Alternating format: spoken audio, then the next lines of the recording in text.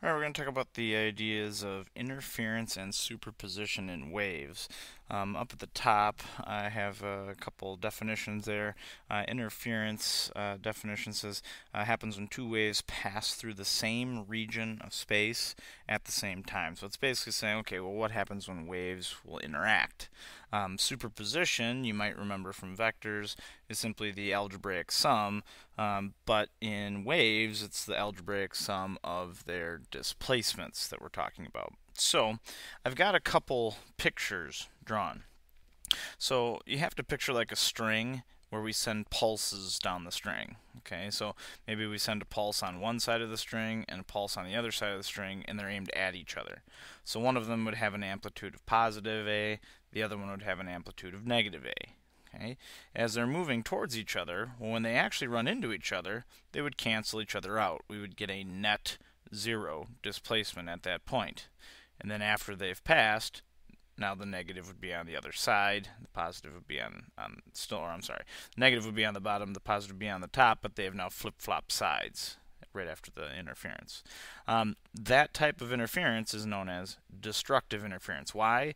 Because as they ran into each other, they canceled each other out. Okay. Now the flip to that is constructive interference. So again, if we send two pulses down along the same side of the string, okay, you got a positive and a positive moving at each other. When they run into each other, you get a positive 2A. Okay? And then of course they move across or move in their opposite directions after that. That is known as constructive interference. Okay? Something else that we need to talk about is phase, whether things are in phase or out of phase.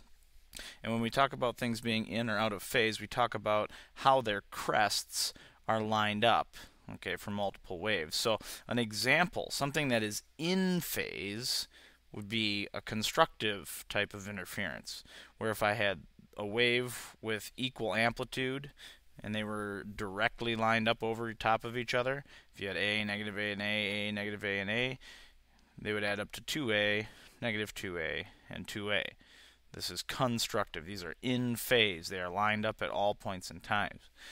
Something that is out of phase would be said to be destructive. Okay, so you get something where we've got the wave on this side of the line and then on this side of the line. Well, if we put those together, if we add them together, we would net nothing. And then there are things that are considered to be partially in phase or out of phase. That would be a situation where maybe they were off by, like, say, a quarter of a period, something like that.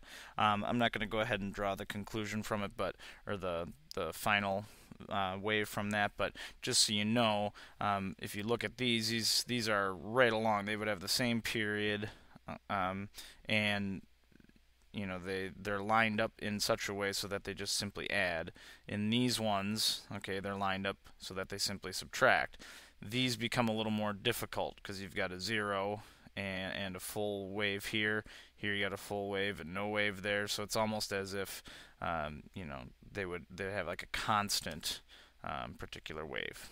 Okay, I'm never going to ask you to do this, but you do need to be able to figure out when something is in phase and or out of phase.